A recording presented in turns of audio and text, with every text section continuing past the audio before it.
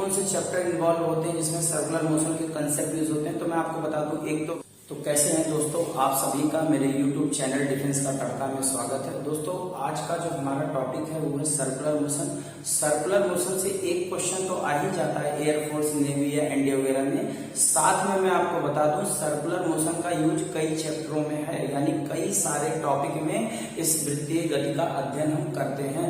तो इसमें कौन कौन से चैप्टर इन्वॉल्व होते हैं जिसमें सर्कुलर मोशन के कंसेप्ट यूज होते हैं, तो मैं आपको बता दूं। एक तो रोटेशनल मोशन यानी घूर्णन गति, और एक आपका चैप्टर है ऑसिलेशन यानी दोलन। पर दोलन का ही कंसेप्ट यानी जो ऑसिलेशन का कंसेप्ट है वो वेव में लगता है। तो जिन चैप्टरों पे मैंने नाम लिए हैं इससे रिलेटेड कम से कम 3 से 4 क्वेश्चन तक एग्जाम एयरफोर्स में पूछ लिए जाते हैं।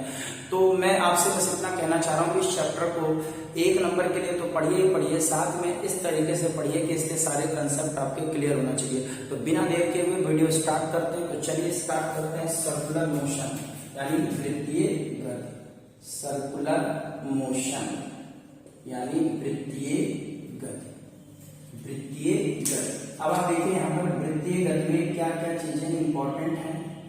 वृत्तीय, यहाँ पर मैं लिख देता हूं, वृत्तीय गति।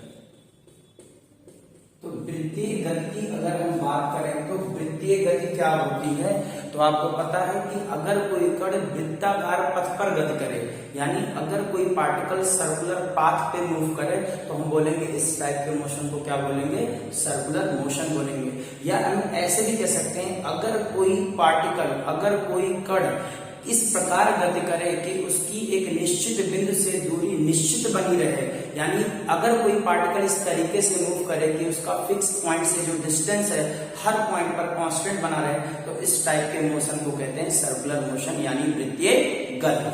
तो जो वृत्तीय गति में निश्चित बिंदु होता है, सुनिए, जो वृत्तीय गति में निश्चित बिंदु होता है इसे तो कहते हैं सेंटर, केंद्र बोलते हैं। और जो निश्चित दूरी होती है पार्टिकल की, कण की जो निश्चित दूरी होती है उसे बोलते हैं त्रिज्या यानी रेडियस। ये सर्कुलर मोशन की बात हो रही है। तो रेडियस और सेंटर दो चीजें सबसे इंपॉर्टेंट पॉइंट होते हैं इसमें, ठीक है। तो अब देखिए ध्यान से, सर्कुलर मोशन की अगर हम बात करें तो सर्कुलर मोशन में वेलोसिटी का डायरेक्शन कैसे प्रेजेंट करते हैं, यानी वृत्तीय गति में हम वेग की दिशा को कैसे प्रदर्शित करते हैं। तो देखिए ध्यान से सुनिएगा, मान लीजिए ये कोई सर्कुलर मोशन हो रहा है, तो इस पॉइंट पर अगर मुझे वेलोसिटी का डायरेक्शन चाहिए, मैंने कहा जो सर्कुलर मोशन हो रहा है जिस तरीके से आप इमेजिन कर रहे हैं, देख रहे हैं, उसके हिसाब से एंटी क्लॉकवाइज यानी घड़ी की विपरीत दिशा में, इसका मतलब ये कण इस तरीके से गति कर रहा है, तो इस बिंदु पर वेग की जो दिशा होगी, वेलोसिटी का जो डायरेक्शन होगा वो किस तरीके से होगा, इस पॉइंट पर स्पर्श रेखीय होगा यानी टेंजेंशियल होगा। इस पॉइंट पर वेलोसिटी का डायरेक्शन कैसा होगा, तो इस पॉइंट पर भी टेंजेंशियल होगा। इस पॉइंट पर वेलोसिटी का डायरेक्शन कैसा होगा, तो स्पर्श रेखीय होगा। इस पॉइंट पर वेलोसिटी का डायरेक्शन कैसा होगा, तो यहाँ भी कैसा होगा, टेंजेंशियल। अब आप अगर देखें तो यहाँ पर ईस्ट, इसको मैं वेस्ट लिख देता हूँ समझने के लिए, इसे नॉर्थ और इसे साउथ, पूरा पश्चिम उत्तर दक्षिण। देखिए इस बिंदु पर, इस पॉइंट पर जो वेलोसिटी है वो नॉर्थ की तरफ है, इस पॉइंट पर जो वेलोसिटी है वो वेस्ट की तरफ है यानी पश्चिम की तरफ है। इस बिंदु पर जो वेग की दिशा है वो उत्तर और दक्षिण की तरफ है, इस बिंदु पर जो वेग की दिशा है वो पूरब की तरफ है, यानी आपका जो है ईस्ट डायरेक्शन में। तो हर पॉइंट पर वेलोसिटी का डायरेक्शन चेंज हो रहा है। तो ध्यान रखिएगा सर्कुलर मोशन में 2 पॉइंट ध्यान रखिएगा। इन सर्कुलर मोशन नोट्स बनाया करें, जरूर लिखा करें वीडियो को पॉज करके। In circular motion the direction of velocity is tangential to the path, यानी पथ के किसी बिंदु पर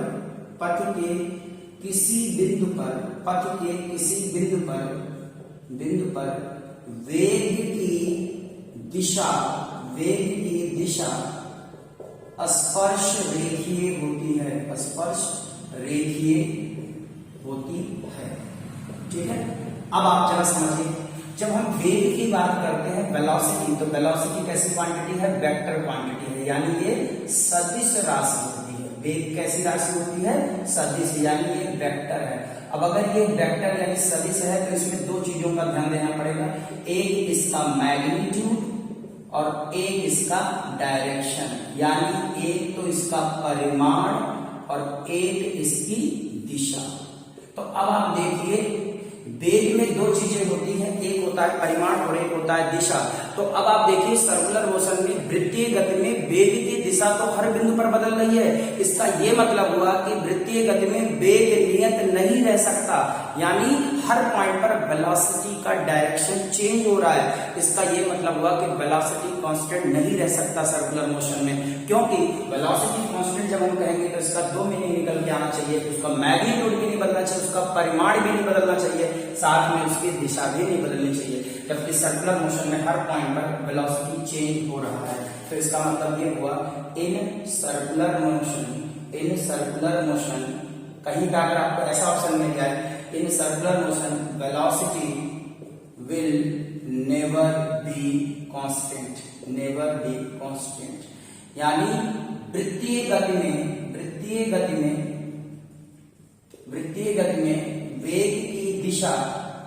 वेग की दिशा बदलने के कारण यहाँ का रीजन लिख देता हूं, ड्यू टू चेंजिंग वेलोसिटी, ठीक है, बदलने के कारण वेग नियत नहीं रह सकता। ये पॉइंट आपको ध्यान देने की जरूरत है। अब आपको मैं बता दूं, क्योंकि वेलोसिटी जिस डायरेक्शन में होता है पार्टिकल का मोमेंटम भी उसी डायरेक्शन में होता है। मतलब मैं आपसे ये कहना चाह रहा हूं, जिधर वेग की दिशा होता है उधर ही संवेग की दिशा होती है, यानी P बराबर होता है m × v। जिधर वेलोसिटी होगा उधर ही लीनियर मोमेंटम यानी रेखीय संवेग होगा। अभी आप इसको संवेग बोलेंगे अगर हम, तो आपको क्या करना है, आपको P ही समझना है। एक और संवेग होता है एंगुलर मोमेंटम, जो कि आपका रोटेशनल मोशन यानी घूर्णन गति में मैं आपको डिस्कशन कर दूंगा वहां पर। तो P = mv वेक्टर, तो जिधर P उधर v। अब v चेंज हो रहा है तो P भी चेंज होगा, तो मैं यहां लिख सकता हूं इन circular motion linear momentum will not remain constant, never be remains constant। ये ध्यान देने की जरूरत है। यानी आप लिख सकते हैं हिंदी में इसको कि वृत्तीय गति में वेग की दिशा बदलने के कारण जो रेखीय संवेग है वो भी दिशा में बदलता है। इसका मतलब रेखीय संवेग नियत नहीं रह सकता। इन circular motion linear momentum will not remains constant. Clear है? तो ये पॉइंट्स, तीनों पॉइंट एकदम अच्छे से समझ में आना चाहिए कि वेलोसिटी टेंजेंशियल यानी स्पर्श रेखीय होती है। सर्कुलर मोशन में velocity will never remains constant, यानी वृत्तीय गति में वेग की दिशा बदलने के कारण जो है वो वेग नियत नहीं रह सकता।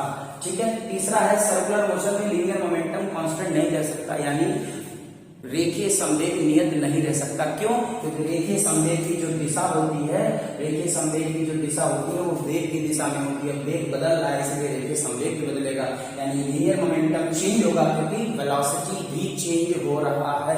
तो है कि सर्कुलर मोशन कितने टाइप के होते हैं? टाइप्स ऑफ सर्कुलर मोशन यानी वृत्तीय गति के प्रकार। वृत्तीय गति के प्रकार ये कितने टाइप का होता है? Types of circular motion. ठीक है। तो circular motion are basically two type. Circular motion दो टाइप का होता है। एक होता है यूनिफॉर्म सर्कुलर मोशन, और एक होता है नॉन यूनिफॉर्म सर्कुलर मोशन।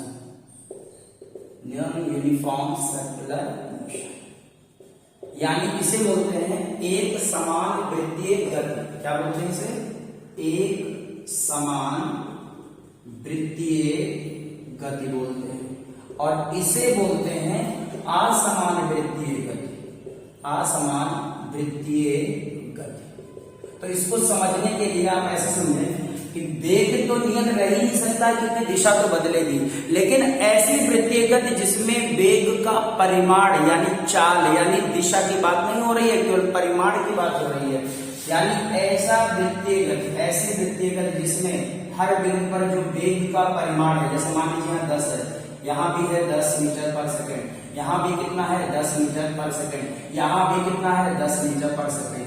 हर पॉइंट पर जो वेलोसिटी वेक्टर है, वेग सदिश है, उसका परिमाण अगर नियत है हर बिंदु पर, एवरी पॉइंट पर अगर वेलोसिटी आप इसकी कांस्टेंट है, अगर हर पॉइंट पर वेलोसिटी यानी वेलोसिटी वेक्टर जो है वो कांस्टेंट है, ये लिखना गलत होगा। तो उसका मैग्नीट्यूड यानी परिमाण 10 10 10 10, दिशा तो वैसे भी बदलनी है, परिमाण अगर नहीं है तो इसे बोलेंगे एक समान वृत्तीय गति। और असमान वृत्तीय गति क्या होगी आप समझ गए होंगे।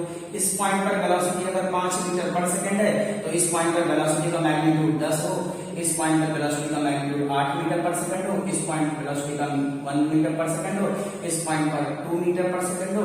तो कहने का मतलब हर पॉइंट पर जो वेलोसिटी का मैग्नीट्यूड लगातार क्या हो रहा है, चेंज हो रहा है, तो इसे हम बोलेंगे नॉन यूनिफॉर्म सर्कुलर मोशन। तो सर्कुलर मोशन दो टाइप की होती है, एक यूनिफॉर्म और एक नॉन यूनिफॉर्म।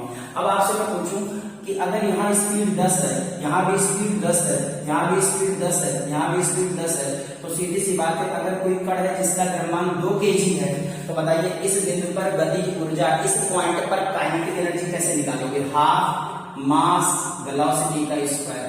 यहाँ के लिए क्या करोगे, हाफ मास कितना है द्रव्यमान 2, स्पीड कितना है 10 का स्क्वायर, यहाँ भी वही आएगी वैल्यू, यहाँ भी वही आएगी। इसका ये मतलब हुआ कि एक समान वृत्तीय गति में पथ के प्रत्येक बिंदु पर जो वेग होता है वो सेम वैल्यू का होता है। इसका ये मतलब है वेग नियत जो गतिज ऊर्जा होती है, हर सॉरी इसे सुनिएगा एक बार, एक समान वृत्तीय गति में पथ के प्रत्येक बिंदु पर जो गतिज ऊर्जा होती है वो नियत रहती है। ये केवल किस टाइप के सर्कुलर मोशन में हो सकता है, यूनिफॉर्म सर्कुलर मोशन में, जबकि नॉन यूनिफॉर्म सर्कुलर मोशन में ये चीज नहीं हो सकता। यहाँ स्पीड यानी रफ्तार यानी स्पीड यानी चाल कुछ और है, यहाँ की चाल कुछ और है, यहाँ की कुछ और है, तो हाफ एम जो v का स्क्वायर कैलकुलेट होगा वो अलग अलग वैल्यू आएगी, यानी काइनेटिक एनर्जी की वैल्यू भी अलग अलग होगी। तो ये पॉइंट आपको नोट करके रखना है। क्या पॉइंट ये है, नोट्स जरूर बनाकर, पॉइंट है इन यूनिफॉर्म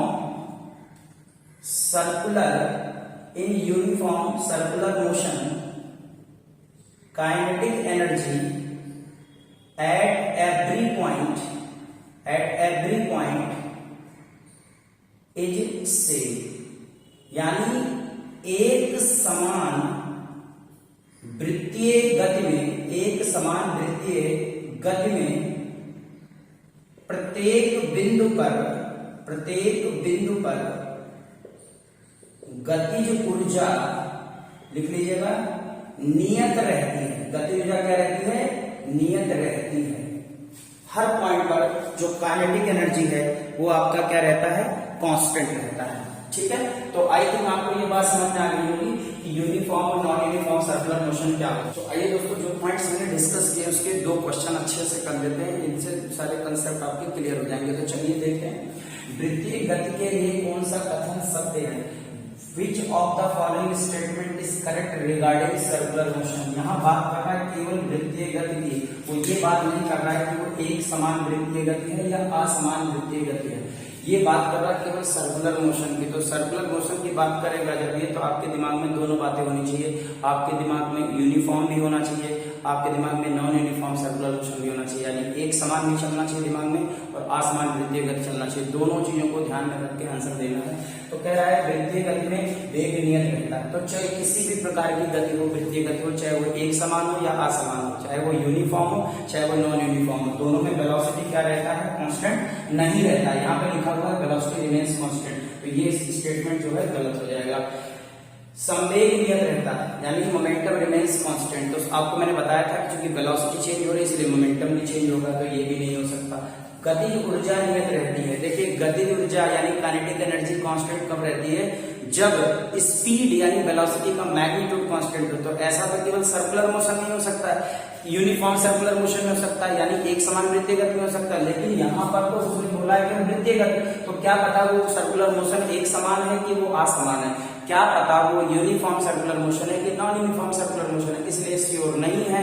100% जब आपके दिमाग में ये चीज रहे कि ये श्योर है नहीं है कि ये यूनिफॉर्म है ये नॉन यूनिफॉर्म है, तब आप कुछ कह ही नहीं सकते, तो फाइनली इसका आंसर हो जाएगा नन ऑफ दीज। लेकिन यही आप दूसरा वाला क्वेश्चन देखिए, यहाँ बोला एक समान वृत्तीय गति में यानी यूनिफॉर्म सर्कुलर मोशन में वेलोसिटी रिमेन्स कांस्टेंट। तो मैंने बताया था वेलोसिटी का डायरेक्शन तो हर टाइप के सर्कुलर मोशन में चेंज होगा, हर प्रकार की वृत्तीय गति में वेग की दिशा बदलेगी, तो वेग नियत रह ही नहीं सकता, तो ये तो वैसे भी गलत है। स्पीड रिमेन्स कांस्टेंट, ये बात बिल्कुल सही है। स्पीड होता है वेग का परिमाण, वेग और चाल दोनों एक ही चीज है, बस वेग के पास दिशा होती है और चाल के पास दिशा नहीं होती है। दोनों का मात्रक मीटर पर सेकंड होता है, दोनों की विमा LD-1 होता है, दोनों की यूनिट मीटर पर सेकंड होती है और दोनों का डायमेंशन LD-1 होता है। इसका ये मतलब है कि speed remains constant uniform circular motion में हर पॉइंट पर वेलोसिटी का मैग्नीट्यूड है 10, तो इसका ये मतलब है ये सही है। काइनेटिक एनर्जी रिमेन्स कांस्टेंट, आपको मैंने भी पॉइंट दिखाया था नोट डाल के कि काइनेटिक एनर्जी यानी गतिज ऊर्जा एक समान वृत्तीय गति में क्या रहती है, नियत रहती है, तो ये भी सही है। तो डी ऑप्शन है both B and C are correct, यानी बी और सी दोनों सही है, तो इसका डी ऑप्शन करेक्ट हो जाएगा। तो आई थिंक आपको ये कंसेप्ट क्लियर हो गया होगा। अगर आपको ये कंसेप्ट क्लियर हुआ तो